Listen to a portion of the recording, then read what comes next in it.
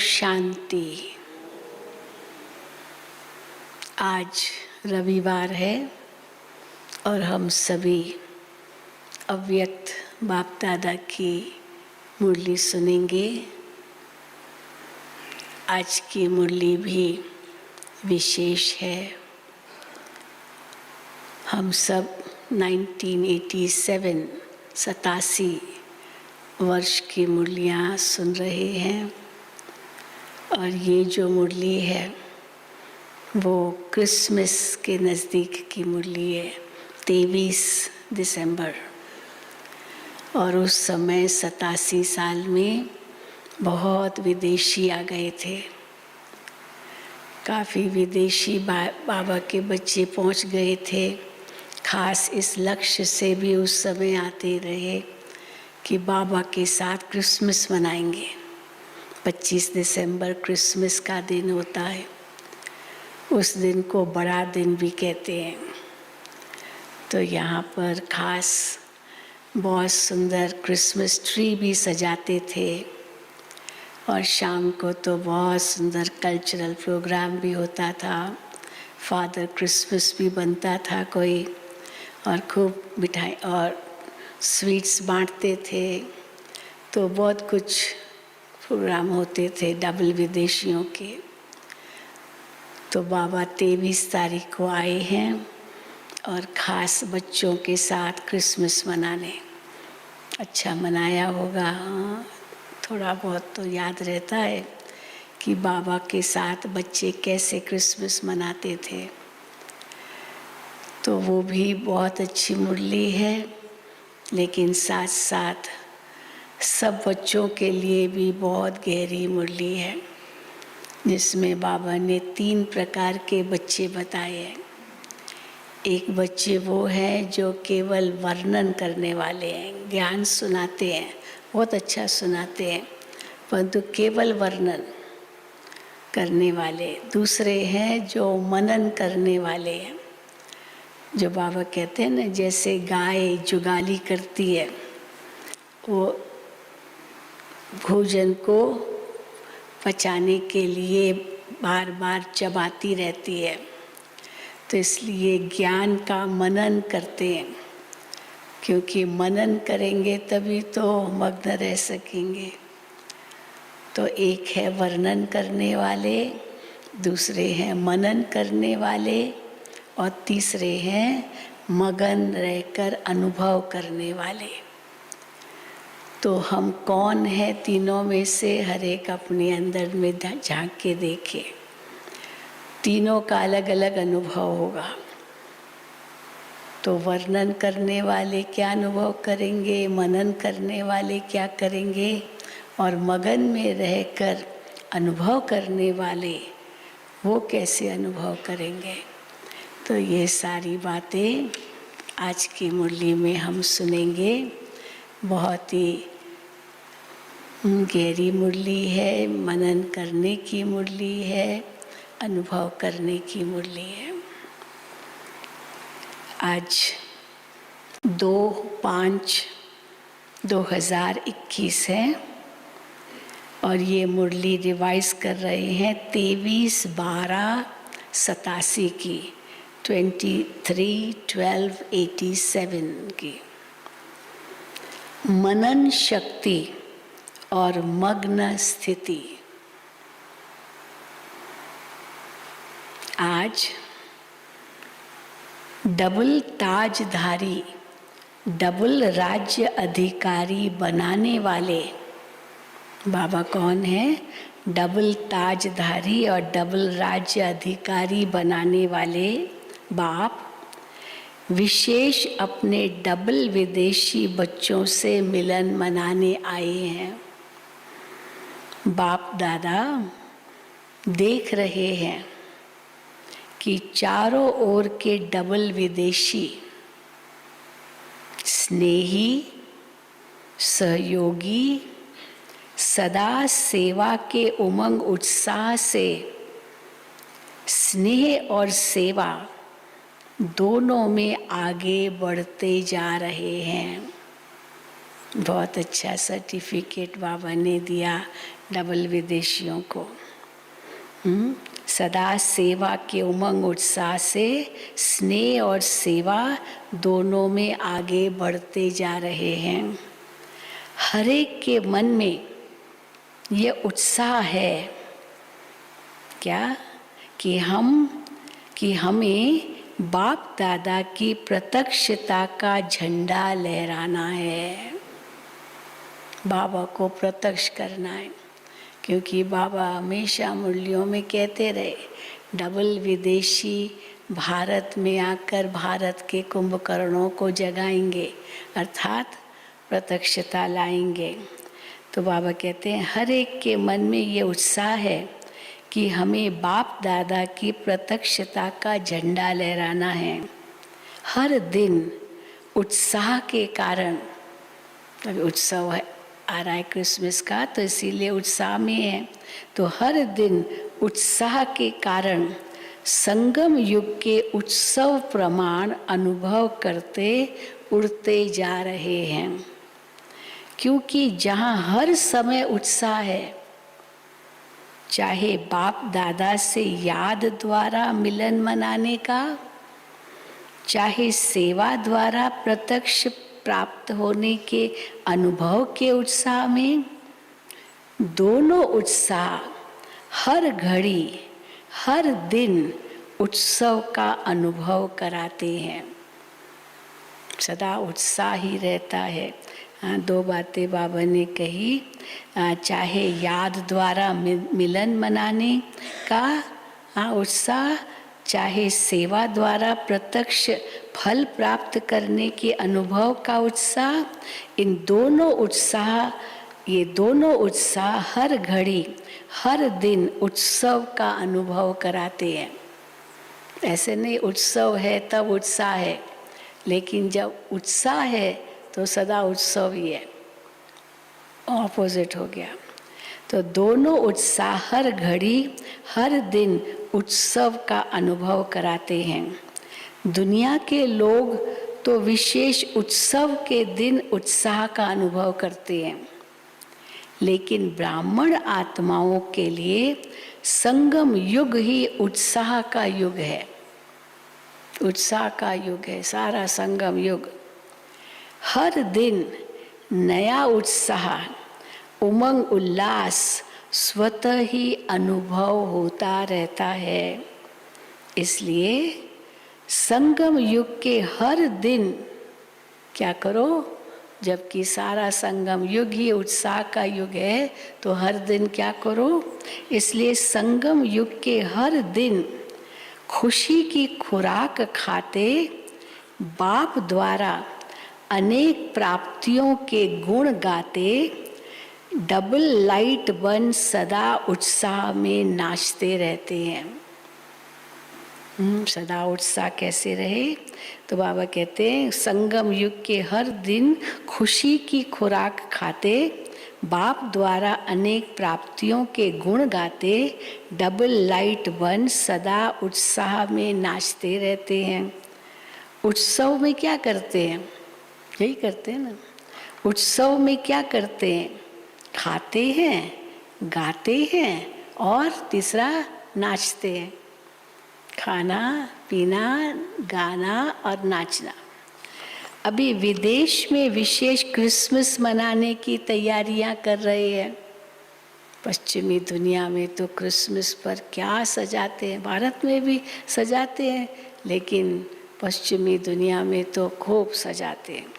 तो बाबा कहते हैं अभी विदेश में विशेष क्रिसमस मनाने की तैयारियां कर रहे हैं। तो खाना, गाना और खाना, गाना, बजाना और नाचना, ये चार काम करते हैं। यही करेंगे ना और मिलन मनाएंगे। अभी हमारा उत्साह क्या है, खाना, गाना, बजाना, नाचना, क्या बाबा बताते हैं। और आप हर दिन क्या करते हो, हमारा तो सब आध्यात्मिक है, सब रूहानी है।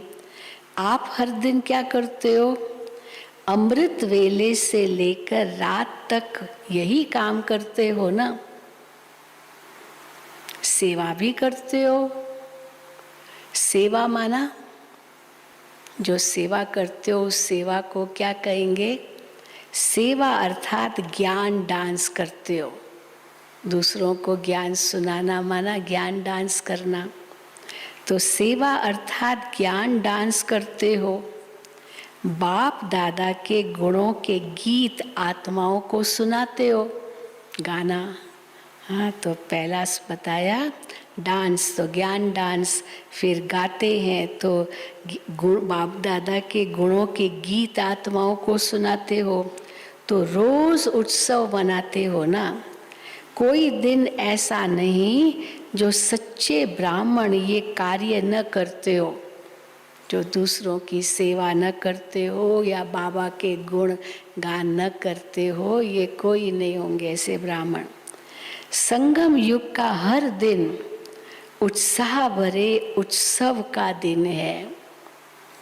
वो तो 1-2 दिन मनाते हैं, लेकिन बाप दादा सभी ब्राह्मण बच्चों को ऐसे श्रेष्ठ बनाते हैं।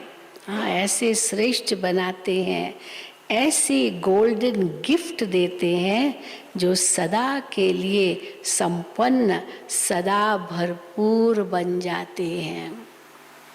गिफ्ट भी बहुत देते हैं, क्रिसमस गिफ्ट, क्रिसमस गिफ्ट। तो बाबा कहते हैं कौन सी? ऐसी गोल्डन गिफ्ट देते हैं जो सदा के लिए संपन्न, सदा भरपूर बन जाते हो। वो लोग तो क्रिसमस के दिन का इंतज़ार करते हैं, कब आएगा क्रिसमस? 25 दिसंबर, भी तो थोड़े दिन पड़े हैं। तो इंतज़ार करते हैं कि क्रिसमस फादर, क्योंकि क्रिसमस के दिन क्या करते हैं? क्रिसमस ईव रात को 12 बजे छोटे छोटे बच्चे वहाँ इंतज़ार करते हैं, क्रिसमस फादर आएगा, वो चिमनी से आएगा और वहाँ एक लॉन्ग बूट रख देते हैं। वो आएगा और इस बूट में गिफ्ट्स डालेगा, सौगातें डालेगा। तो बाबा कहते हैं वो लोग क्रिसमस के दिन का इंतज़ार करते हैं कि क्रिसमस फादर आकर आज गिफ्ट देंगे। वो क्रिसमस फादर को याद करते हैं, क्रिसमस फादर को याद करते हैं। आप क्या करते हो? और आप किसमिस, वो क्रिसमस और आप किसमिस, यानी वो किसमिस होती है ना, मीठी होती है, और आप किसमिस जैसा मीठा बनाने वाले बाप को याद करते हो। वो फादर क्रिसमस को याद करते, आप मीठा बनाने वाले, जो किसमिस समान मीठा उस बनाने वाले बाप को याद करते हो। इतनी गिफ्ट मिलती है, कितनी गिफ्ट बाबा देते हैं, जो 21 जन्म ये गिफ्ट चलती रहती है। पवित्रता, सुख, शांति, आनंद, प्रेम, सब ये गुण शक्तियाँ, ये सब गिफ्ट के रूप में बाबा में देते। 21 जन्म ये गिफ्ट चलती रहती है। वो विनाशी गिफ्ट तो थोड़ा समय चल समाप्त हो जाएगी। ये अविनाशी गिफ्ट अनेक जन्म आपके साथ रहेगी। जैसे वो लोग क्रिसमस ट्री को सजाते हैं, क्रिसमस का बहुत सुंदर वृक्ष यहाँ बनाते थे, हम लोग भी यहाँ बनाते थे, बहुत सजाते थे। वो लोग क्रिसमस ट्री को सजाते हैं। बाप दादा इस बेहद के वर्ल्ड ट्री, कल्प वृक्ष बेहद का, इस वर्ल्ड ट्री में बाप दादा आप चमकते हुए सितारों को, वो तो सितारों से सजाते हैं ना, छोटे छोटे बल्ब जलाते हैं और ट्री को, पेड़ को सजाते हैं। तो वो जो छोटे छोटे जो बल्ब है वो कौन? बाबा कहते हैं ये आप बच्चे हो। तो बाप दादा इस बेहद के वर्ल्ड ट्री में आप चमकते हुए सितारों को, संगम युगी श्रेष्ठ धरती के सितारों को अविनाशी लाइट माइट स्वरूप में स्थित होने का अनुभव कराते हो। वो लोग भी स्टार को मानते हैं, ऊपर से स्टार रखेंगे और स्टार सजाते हैं, स्टार से उसके अंदर लाइट डालते हैं। तो वो लोग भी स्टार को मानते हैं, स्टार सजाते हैं। हाँ, सितारा बनाते हैं बड़ा बड़ा और उसमें लाइट डाल करके ऐसे बालकनी में बाहर सजाते हैं। तो आप स्टार्स का यादगार स्थूल चमकती हुई लाइट्स के रूप में दिखाते हैं, या लाइट से सजाते या फूलों से सजाते हैं? ये किसका यादगार है? वो सितारे किसका यादगार है? रूहानी खुशबूदार फूलों ब्राह्मण आत्माओं का। फूलों से सजाएंगे तो फूल भी तो कौन है? आप ब्राह्मण आत्माएं हैं। ये सब उत्सव आप संगम युगी ब्राह्मणों के उत्साह भरे उत्सवों के यादगार हैं। संगम युग पर कल्प वृक्ष के चमकते हुए सितारे, रूहानी गुलाब, आप ब्राह्मण आत्माएं हो। चढ़ता है नशा, ये हमारा ही यादगार है।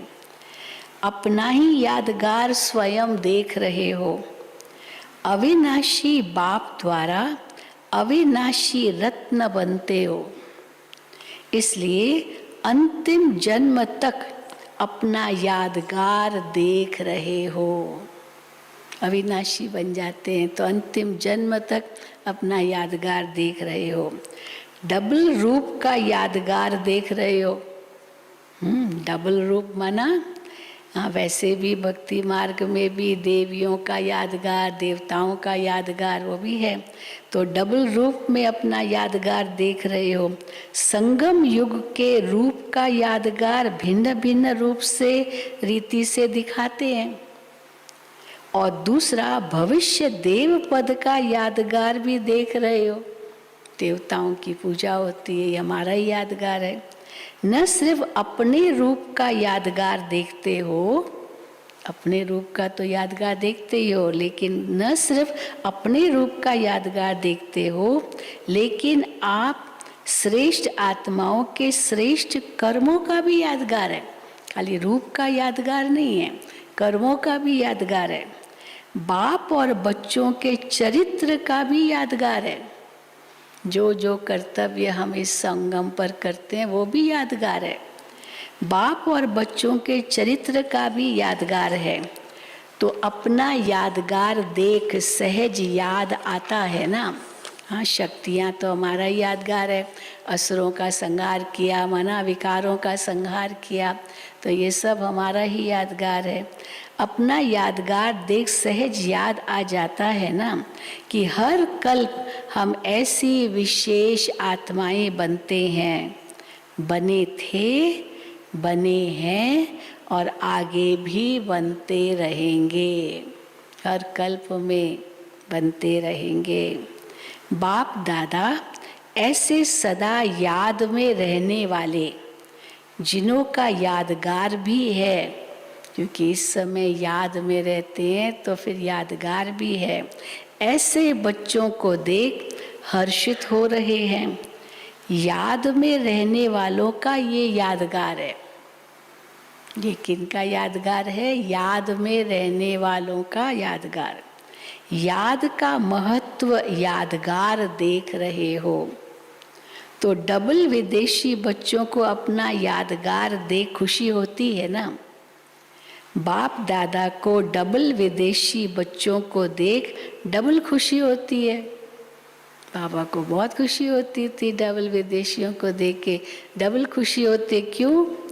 बाबा हमेशा एक बात की विशेष महिमा करते थे डबल विदेशियों की, कि डबल विदेशी बच्चों को देख डबल खुशी होती है। क्यों? एक तो कोने कोने में कल्प पहले वाले बिछड़े हुए खोए हुए बच्चे फिर से मिल गए। कितनी खुशी होती है बाबा को अपने खोए हुए बिछड़े हुए बच्चों से मिलकर। और कहाँ कहाँ दुनिया के किस कोने में बाबा के सेंटर्स हैं, और वहाँ बाबा के बच्चे निकलते हैं, तो कहाँ पर वो छिपे हुए थे और फिर बाबा का परिचय मिलता है तो बाबा के बन जाते हैं। तो कल्प पहले वाले बिछड़े हुए खोए हुए बच्चे फिर से मिल गए। खोई हुई चीज़ अगर मिल जाती है तो खुशी होती है ना।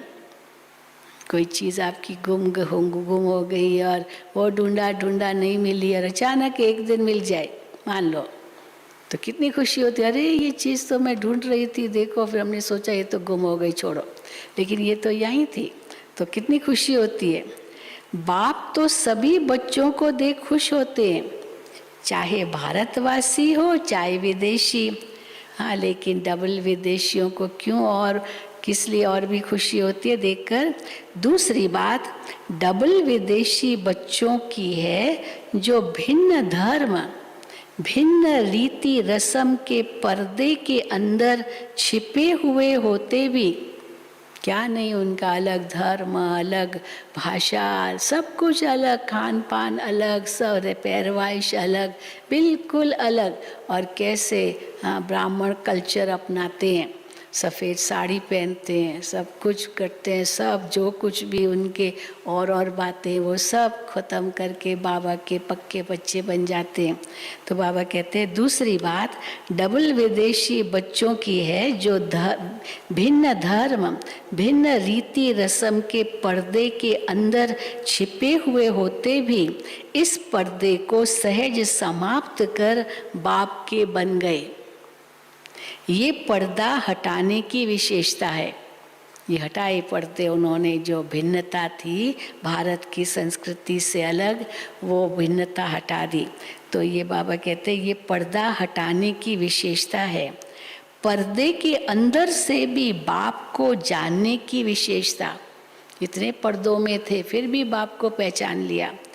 पर्दे के अंदर में से भी बाप को जानने की विशेषता डबल विदेशियों की है। तो डबल खुशी हो गई ना, बाबा को डबल खुशी हुई।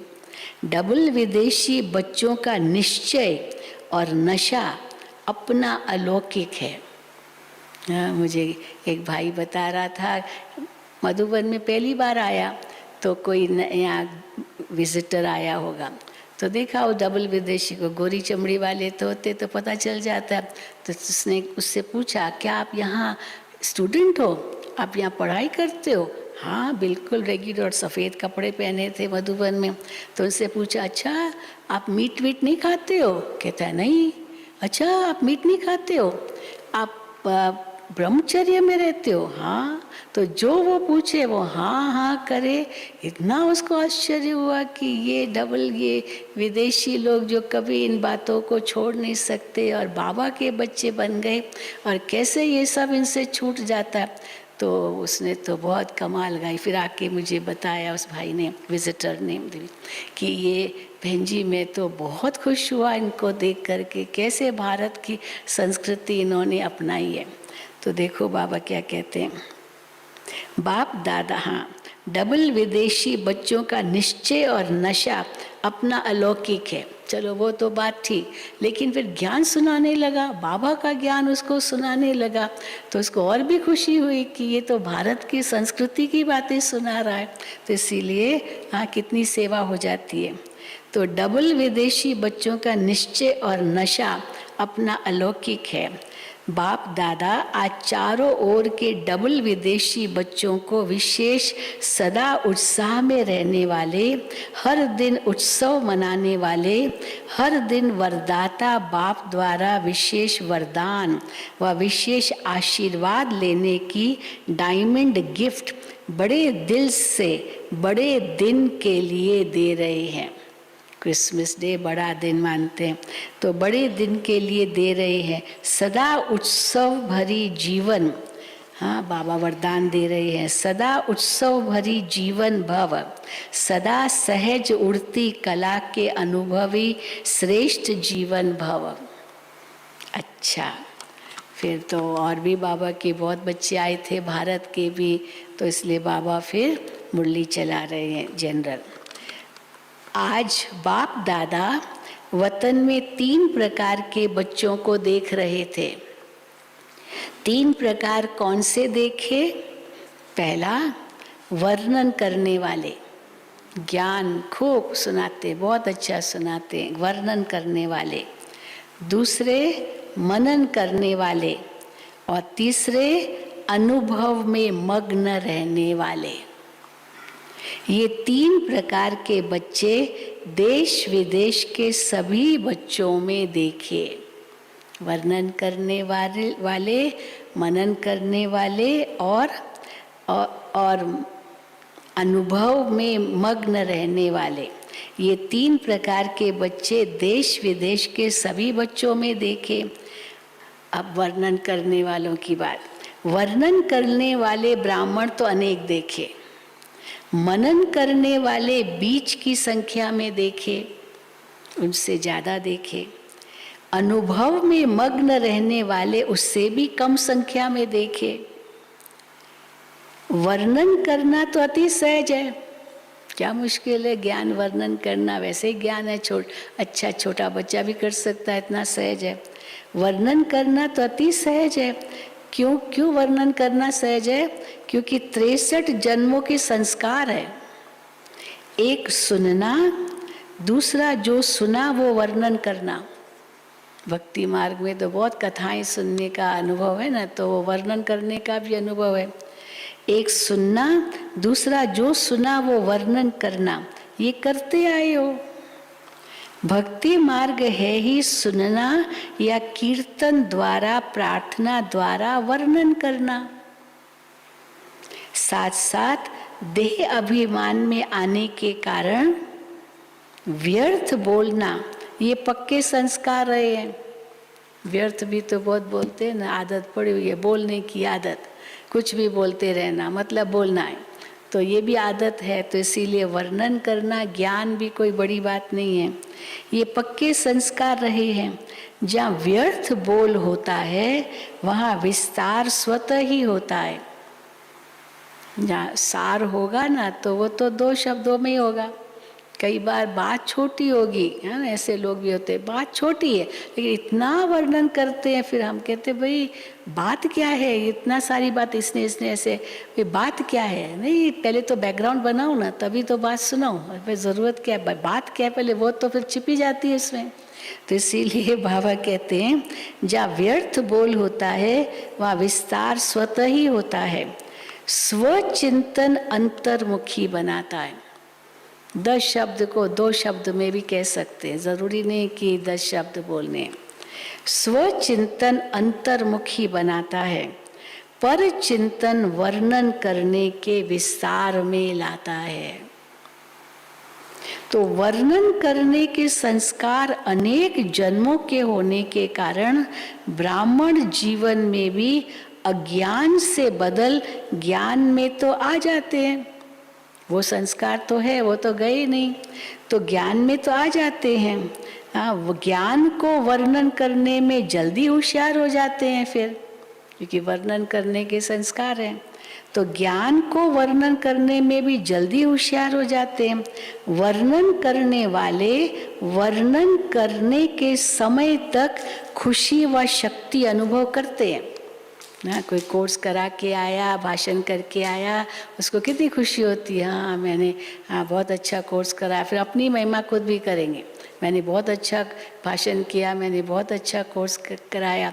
और अगर दूसरा कोई महिमा नहीं करेगा तो फिर उनसे पूछेंगे मैंने अच्छा किया, क्योंकि महिमा चाहते हैं। नहीं तो महिमा की क्या ज़रूरत है, पूछना भी क्या, हो गया तो हो गया, ख़त्म। तो बाबा कहते हैं वर्णन करने वाले वर्णन करने के समय तक खुशी व शक्ति अनुभव करते हैं, लेकिन सदा काल के लिए नहीं। वो खुशी सदा काल की नहीं रहती है, फिर किसने कुछ कह दिया वो खुशी 1 सेकंड में गायब। तो सदा काल के लिए नहीं। मुख से ज्ञान दाता का वर्णन करने के कारण शक्ति और खुशी, यह ज्ञान का प्रत्यक्ष फल प्राप्त हो जाता है, लेकिन शक्तिशाली स्वरूप सदा खुशी स्वरूप नहीं बन सकते। सदा नहीं बनेंगे, उस वक्त थोड़ी देर के लिए बने। फिर भी ज्ञान रत्न है और डायरेक्ट भगवानुवाच है, इसलिए यथाशक्ति प्राप्ति स्वरूप बन जाते हैं। थोड़ी बहुत तो खुशी उस समय उनको मिलती है, प्राप्ति स्वरूप बन जाते हैं। अब ये दूसरे मनन करने वाले सदा जो भी सुनते हैं उनको मनन कर, कल भी बाबा ने कहा ना मनन शक्ति बहुत ज़रूरी है। अमृत वेले बहुत, इससे बहुत शक्ति मिलेगी सारे दिन के लिए। मनन करने वाले सदा जो भी सुनते हैं उनको मनन कर स्वयं भी हर ज्ञान की पॉइंट का स्वरूप बनते हैं। मनन शक्ति वाले गुण स्वरूप, शक्ति स्वरूप, ज्ञान स्वरूप और याद स्वरूप स्वतः ही बन जाते हैं। क्योंकि मनन करना अर्थात बुद्धि द्वारा ज्ञान के भोजन को हजम करना है। जैसे गाय जुगाली करती है, पहले तो खाली चबाती है, चबा करके छोटे वाले पेट में रख देती है, फिर सारा दिन वो ऊपर लाती है और जुगाली करती है, खाती जाती है, फिर वो हजम करती है, फिर जाता है जो दूसरा पेट है बड़ा, तो इसलिए शक्ति मिलती है उनको। तो इसलिए बाबा कहते हैं क्योंकि मनन करना अर्थात बुद्धि द्वारा ज्ञान के भोजन को हजम करना है। जैसे स्थूल भोजन, ये भी उसके साथ कितनी सुंदर भेंट है, जैसे स्थूल भोजन अगर हजम नहीं होता है तो शक्ति नहीं बनती है।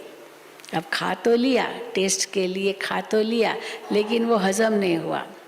इतना वो लिवर भी तो चाहिए ना, इतना स्ट्रांग जो हजम करे, तो वो नहीं हुआ, फिर ऊपर आ जाता है। हाँ, फिर उल्टी आ जाती है या डायरिया हो जाता है, वो ख़त्म, शक्ति उसकी ख़त्म हो जाती है, वो हजम नहीं हुआ। तो जैसे स्थूल भोजन अगर हजम नहीं होता है तो शक्ति नहीं बनती है, सिर्फ मुख के स्वाद तक रह जाता है। ऐसे वर्णन करने वालों को भी सिर्फ ज्ञान मुख के वर्णन तक रह जाता है, लेकिन वो बुद्धि द्वारा मनन शक्ति द्वारा धारण कर शक्तिशाली बन जाते हैं जो मनन करते हैं।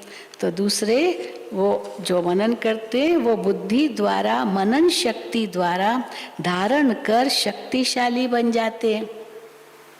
मनन शक्ति वाले सर्व बातों के शक्तिशाली आत्माएं बनते हैं। मनन करने वाले सदा स्वचिंतन में बिजी रहने के कारण माया के अनेक विघ्नों से सहज मुक्त हो जाते हैं। माया के विघ्न उन पर प्रभाव नहीं डालते हैं क्योंकि वो मनन में रहते हैं। तो माया के अनेक विघ्नों से सहज मुक्त हो जाते हैं क्योंकि बुद्धि बिजी है, तो माया भी बिजी देख किनारा कर लेती है। दूसरी बात, ये पहली बात मनन करने वालों के लिए। दूसरी बात, मनन करने से शक्तिशाली बनने के कारण स्वस्थिति कोई भी परिस्थिति में हार नहीं खिला सकती है, क्योंकि ज्ञान उस समय बुद्धि में आता है तो वो परिस्थिति में हार नहीं जाते हैं, स्वस्थिति उनकी बनी रहती है। तो परिस्थिति में हार नहीं खिला सकती है वो परिस्थिति। तो मनन शक्ति वाला अंतर्मुखी सदा सुखी रहता है। अंतर्मुखी सदा सुखी, मनन तो तब होगा जब अंतर्मुखी होंगे, वो सदा सुखी रहता है। समय प्रमाण शक्तियों को कार्य में लगाने की शक्ति होने के कारण जहाँ शक्ति है वहाँ माया से मुक्ति है। जहाँ शक्ति है वहाँ माया से मुक्ति है। तो ऐसे बच्चे विजयी आत्माओं की लिस्ट में आते हैं। बहुत महिमा की बाबा ने उनकी। लेकिन तीसरे बच्चे तो और भी ऊंचे होंगे ना। तीसरे बच्चे सदा सर्व अनुभवों में मग्न रहने वाले। मनन करना ये सेकंड स्टेज है, लेकिन मनन करते हुए मग्न रहना ये फर्स्ट स्टेज है। तो वर्णन करना ये थर्ड स्टेज है, सबसे कम। फिर उसके बाद मनन, उसके ऊपर फिर बाबा कहते हैं अनुभवों में मग्न रहने वाले ये फर्स्ट स्टेज है। मग्न रहने वाले स्वतः ही निर्विघ्न तो रहते ही हैं, मग्न है तो निर्विघ्न रहेंगे। लेकिन उससे भी ऊंची, केवल खुद मग्न होकर के हम निर्विघ्न रहना बड़ी बात नहीं है, लेकिन उससे भी ऊंची विघ्न विनाशक स्थिति रहती है। चाहे अपने लिए कोई विघ्न आए उनको भी पार कर लेते हैं और दूसरों को भी मदद करते हैं विघ्न विनाशक बनने में। लेकिन उससे भी ऊंची विघ्न विनाशक स्थिति रहती है, अर्थात स्वयं निर्विघ्न बन औरों के भी विघ्न विनाशक बन सहयोगी बनते हैं। अनुभव सबसे बड़े ते बड़ी अथॉरिटी है, क्योंकि मगन रहने के अनुभव ही बने तो विघ्न विनाशक हुए, लेकिन वो औरों को भी मदद कर सकते हैं विघ्न विनाशक बनने में, राय सलाह देने में भी, क्योंकि बुद्धि में टचिंग आती है सही, तो सही टचिंग आने के कारण वो अच्छी मदद दूसरों को भी कर सकते हैं। जो मूंझे हुए क्या करें तो उनको सहयोग दे सकते हैं। तो बाबा कहते हैं अनुभव सबसे बड़े ते बड़ी अथॉरिटी है। अनुभव की अथॉरिटी से मास्टर्स, अनुभव की अथॉरिटी से बाप समान मास्टर ऑल माइटी अथॉरिटी की स्थिति का अनुभव करते हैं। मग्न अवस्था वाले अपने अनुभव के आधार से औरों को निर्विघ्न बनाने के एग्जाम्पल बनते हैं, क्योंकि कमजोर आत्माएं उनके अनुभव को देख स्वयं भी हिम्मत रखती है, उत्साह में आती है। हम भी ऐसे बन सकते हैं, उनके अंदर उमंग आता है कि ये अगर कर सकते हम भी कर सकते हैं। मग्न रहने वाली आत्माएं बाप समान होने के कारण स्वतः ही बेहद के वैराग्य वृत्ति वाली, बेहद के सेवाधारी और बेहद के प्राप्ति के नशे में रहने वाले सहज बन जाते हैं। मग्न रहने वाली आत्माएं सदा कर्मातीत अर्थात कर्म बंधन से न्यारी और सदा बाप की प्यारी है। हमारी दादियों को हमने ऐसे ही देखा ना। मग्न आत्मा सदा तृप्त आत्मा, संतुष्ट आत्मा, तृप्त आत्मा, सदा तृप्त आत्मा, संतुष्ट आत्मा, संपन्न आत्मा, संपूर्णता के अति समीप आत्मा है। सदा अनुभव की अथॉरिटी के कारण सहज योगी, स्वतः योगी ऐसी श्रेष्ठ जीवन, न्यारी और प्यारी जीवन का अनुभव करते हैं। एक एक लाइन कितनी गहरी है, उसको अनुभव करना, उसका और गहराई में जाने की जरूरत है। तो बाबा कहते हैं सदा अनुभव की अथॉरिटी के कारण सहज योगी, स्वतः योगी ऐसी श्रेष्ठ जीवन, न्यारी और प्यारी जीवन का अनुभव करते हैं। उनके मुख से अनुभवी बोल होने के कारण दिल में समा जाते हैं। वो जो बोलते वो अनुभव से बोलते हैं तो दूसरों के भी दिल में समा जाते हैं।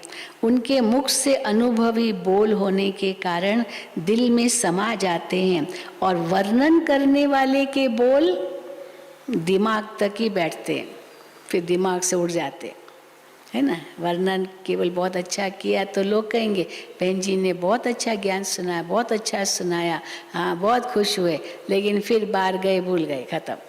तो बाबा कहते हैं और वर्णन करने वाले के बोल दिमाग तक बैठते हैं। इसलिए बाबा हमेशा कहते हैं जो दिमाग से बोलते हैं वो दिमाग तक तीर जाता है। जो दिमाग से तीर निकलता है वो दिमाग तक, केवल ब्रेन चलाते हैं, बस तर्क तर्क तर्क तर्क ही देते हैं। पर जो दिल से तीर जाता है वो दिल को लगता है। तो दिमाग वाला नहीं चाहिए, बाबा को दिल वाला चाहिए। तो बाबा कहते हैं और वर्णन करने वाले के बोल दिमाग तक बैठते हैं। तो समझा फर्स्ट स्टेज क्या है, मनन करने वाले भी विजयी हैं। वर्णन करने वाले विजयी नहीं, बाबा ने उनको विजयी नहीं कहा, पर मनन करने वाले भी विजयी हैं। लेकिन सहज और सदा में अंतर है। वो सहज है, विजयी है, लेकिन सदा वो होंगे जो मग्न रहते हैं। तो सदा और सहज और सदा में अंतर है। मगन रहने वाले सदा बाप की याद में समाये हुए होते हैं। तो अनुभव को बढ़ाओ, लेकिन पहले वर्णन से मनन में आओ। केवल वर्णन तक ही नहीं रहो, बाबा कहते हैं वर्णन से मनन तक आओ। मनन शक्ति मग्न स्थिति को सहज प्राप्त करा लेती है। मनन करते करते अनुभव स्वतः ही बढ़ता जाएगा। मनन करने का अभ्यास भी अति आवश्यक है। इसलिए मनन शक्ति को बढ़ाओ। सुनना और सुनाना तो अति सहज है। मनन शक्ति वाले, मग्न रहने वाले सदा पूज्य, और वर्णन करने वाले सिर्फ गायन योग्य होंगे। बहुत अच्छा सुनाया, बहुत अच्छा, ये गायन ही होगा, हाँ उनका पूजन नहीं होगा। परंतु मनन शक्ति वाले, मग्न रहने वाले सदा पूज्य, और वर्णन करने वाले सिर्फ गायन योग्य होते हैं। तो सदा अपने को गायन पूजन योग्य बनाओ। समझा? सेवाधारी तो तीनों है, तीनों ही है, वर्णन करने वाले और मनन करने वाले और मगन वाले, तीनों ही सेवाधारी है, तीनों ही सेवा करते हैं। लेकिन सेवा का प्रभाव नंबरवार है। नंबर वार में नहीं आना, नंबर 1 बनना।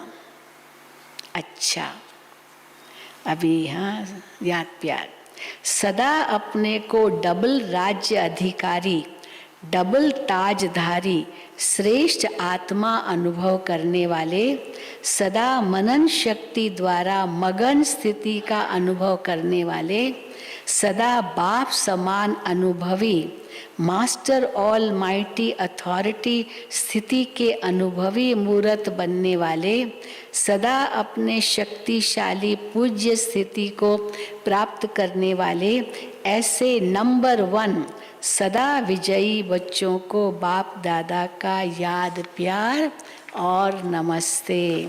हम रूहानी बच्चों की रूहानी बाप दादा को याद प्यार, गुड मॉर्निंग और नमस्ते। फिर मुरली के बाद डबल विदेशियों के अलग अलग ग्रुप्स से बाबा मिले हैं, तो एक ही बड़ा ग्रुप होगा विदेशी भाई बहनों के ग्रुप से। विदेश में रहते स्वदेश स्वस्वरूप की सदा स्मृति में रहने वाले हो। जैसे बाप परम धाम से इस पुराने पराए देश में प्रवेश हो आते हैं, ऐसे आप सभी भी परम धाम निवासी श्रेष्ठ आत्माएं, सहज योगी आत्माएं ऐसे अनुभव करती हो कि हम भी परम धाम निवासी आत्माएं इस साकार शरीर में प्रवेश कर विश्व के कार्य अर्थ निमित्त हैं। आप भी अवतरित हुई ब्राह्मण आत्माएं हो, जैसे अवतार हो आप, अवतरित हुई ब्राह्मण आत्माएं हो। शूद्र जीवन समाप्त हुई, अब शुद्ध ब्राह्मण आत्माएं हो। ब्राह्मण कभी अपवित्र नहीं होते। ब्राह्मण माना ही पवित्र माना जाता है। ब्राह्मण कभी अपवित्र नहीं होते। ब्राह्मण अर्थात पवित्र। तो ब्राह्मण हो या मिक्स हो, कभी पवित्र कभी अपवित्र, हाँ मिक्स हो। दोनों नाव में पांव रखने वाले नहीं, कभी वो, तो दोनों नाव में पांव रखने वाले हो गए। तो दोनों नाव में पांव रखने वाले नहीं, एक ही नाव में दोनों पांव रखने वाले। तो ब्राह्मण आत्माएं अवतरित आत्माएं हैं। वैसे भी जो भी आत्माएं अवतार बनकर के आई, बाबा मिसाल कई बार देते, क्राइस्ट की आत्मा, तो क्राइस्ट की आत्मा ने तो खाली अपना कर्तव्य किया, जो समय की मांग थी उस अनुसार उसने ज्ञान सुनाया। परंतु फिर तो वो फिर अलग हो गई, फिर भले ही जन्म मरण में आई है, लेकिन पहले तो केवल कार्य करने के लिए आई।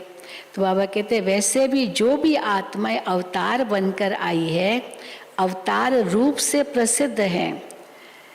वो किस लिए आती है? श्रेष्ठ परिवर्तन करने के लिए। वो धर्म पिताएं सृष्टि को थमाने के लिए आते हैं, बहुत अच्छी अच्छी बातें कहते हैं। तो बाबा कहते हैं श्रेष्ठ परिवर्तन करने के लिए। तो आप अवतारों का काम क्या है? विश्व परिवर्तन करना, रात को दिन बनाना, नरक को स्वर्ग बनाना, इतना बड़ा कार्य करने के लिए अवतरित हुए हो, अर्थात ब्राह्मण बने हो। ये काम याद रहता है ना, ये काम याद रहता है ना। कौन सा? विश्व परिवर्तन करना, रात को दिन बनाना, नरक को स्वर्ग बनाना। तो बाबा कहते हैं ये कार्य याद रहता है ना। लौकिक सर्विस भी किस लिए करते हो? विदेश में तो सबको जॉब करना पड़ता है, भले सेंटर पर भी रहते हैं तो भी दादी उनको कहती है हमेशा जॉब करो, अपना जेब खर्च तो आप खुद निकालो, ये नहीं कि वो सेंटर की भंडारी से लो, वो अपना आप खुद करो। तो इसलिए बाबा कहते हैं लौकिक सर्विस भी किस लिए करते हो? इनकम भी कहाँ लगाने के लिए? सेंटर खोलने के लिए करते हो व लौकिक परिवार के लिए करते हो? अगर ये लक्ष्य रहता है कि कमाई भी ईश्वरीय कार्य में लगाने के लिए करते हैं, अगर ये लक्ष्य रहता है कि कमाई भी ईश्वरीय कार्य में लगाने के लिए करते हैं, लौकिक कार्य करते भी सेवा ही याद रहती है ना। और किसके डायरेक्शन से करते हो? अपनी मनमत से तो नहीं करते हो जॉब, हाँ, बाबा के डायरेक्शन मिली। दादी ने कहा तुमको नौकरी भी करनी है, भले सेंटर पर भी रहना है पर नौकरी भी करनी है और सेवा भी करनी है। तो और किसके डायरेक्शन से करते हो? जब बाप की श्रीमत प्रमाण करते हो तो जिसकी श्रीमत है वो याद तो आएगा ना। इसलिए बाप दादा कहते हैं लौकिक कार्य करते भी सदा अपने को ट्रस्टी समझो। ट्रस्टी भी हो और वारिस भी हो। भले लौकिक कार्य कर रहे हैं, धंधा करते, नौकरी करते, जो कुछ भी, परंतु बाबा कहते ट्रस्टी समझो। तो ट्रस्टी भी हो और वारिस भी हो, चाहे कहाँ भी रहते हो, लेकिन मन से समर्पित हो तो वारिस हो। वारिस का अर्थ ये नहीं कि मधुबन में आकर के रहो, उसी को वारिस नहीं कहेंगे। चाहे घर में भी रहो तो भी बाबा कहते वारिस हो, अगर बाबा का अपने को समझते हो, ट्रस्टी हो के रहते हो। वारिस का अर्थ ये नहीं कि मधुबन में आकर रहो, लेकिन सेवा क्षेत्र पर रहते भी अगर मन से मेरापन नहीं है अर्थात समर्पित है तो वारिस है। समझा वारिस की क्वालिफिकेशन? हाँ, सेवा क्षेत्र पर रहते भी मन से मेरापन नहीं है अर्थात समर्पित है तो वारिस है। तो सरेंडर हो या कभी कर्म बंधन के अंडर हो, सरेंडर या कर्म बंधन के अंडर, जब मन से समर्पित हो गए तो समर्पित आत्मा को बंधन नहीं लगेगा, क्योंकि सरेंडर हो गए, माना सभी बंधनों को भी सरेंडर कर दिया। अगर मन को कोई भी बंधन खींचता है तो समझो बंधन है, भले और बंधन नहीं पर मन का बंधन है तो वो भी तो बंधन है। बाकी आता है और चला जाता है तो बंधन नहीं है। तो हम अवतार हैं, ऊपर से आए हैं, ये सदा स्मृति में रखो। क्या होगा अगर ये समझेंगे सभी हम अवतार हैं, ऊपर से आए, तो कैसा सबका कर्म होगा। तो बाबा कहते हैं अवतार सदा ये स्मृति में रखो, ऊपर से आए हैं, अवतार हैं। अवतार आत्माएं कभी शरीर के हिसाब किताब के बंधन में भी नहीं आएगी, वो विदेही बन करके कार्य करेगी। शरीर का आधार लेते हैं लेकिन शरीर के बंधन में नहीं बंधते। तो ऐसे बने हो तो सदा अपने को शरीर के बंधन से न्यारा बनाने के लिए अवतार समझो। इस विधि से चलते रहो तो सदा बंधन मुक्त न्यारे और सदा बाप के प्यारे बन जाएंगे। ओम शांति। वरदान। अपनी विजय व सफलता को निश्चित समझकर सदा निश्चिंत रहने वाले निश्चय बुद्धि भव। निश्चय, निश्चिंत, निश्चित। हाँ? अपनी विजय व सफलता को निश्चित समझकर सदा निश्चिंत रहने वाले निश्चय बुद्धि भव। जो बच्चे सदा बाप में, स्वयं के पाठ में और ड्रामा की हर सेकंड की एक्ट में 100% निश्चय बुद्धि है, उनकी विजय व सफलता निश्चित है। निश्चित विजय होने के कारण वे सदा निश्चिंत रहते हैं। उनके चेहरे से चिंता की कोई भी रेखा दिखाई नहीं देगी। उन्हें सदा निश्चय रहता है कि ये कार्य व ये संकल्प सिद्ध हुआ ही पड़ा है। उन्हें कभी किसी बात में क्वेश्चन नहीं उठ सकता, होगा या नहीं होगा क्वेश्चन नहीं, निश्चय है कि विजय निश्चित है, तो इसलिए निश्चिंत है। उन्हें कभी किसी बात में क्वेश्चन नहीं उठ सकता। स्लोगन: सुनने और सुनाने में भावना और भाव को बदल देना ही वायुमंडल खराब करना है। सुनने सुनाने में भावना और भाव को बदल देना ही वायुमंडल खराब करना है। बहुत गहरी बात है ये। हाँ, कैसे सुनते हैं कोई परिचिंतन और फिर सुनाते हैं, फिर वो भाव ही बदल जाता है। तो ये सब सुनने सुनाने में भावना और भाव को बदल देना ही वायुमंडल खराब करना है। अच्छा, ओम शांति, ओम शांति, ओम शांति। चलो, हम अवतार हैं ये आज समझ करके हर कर्म करेंगे तो न्यारे और प्यारे भी रहेंगे। ओम शांति।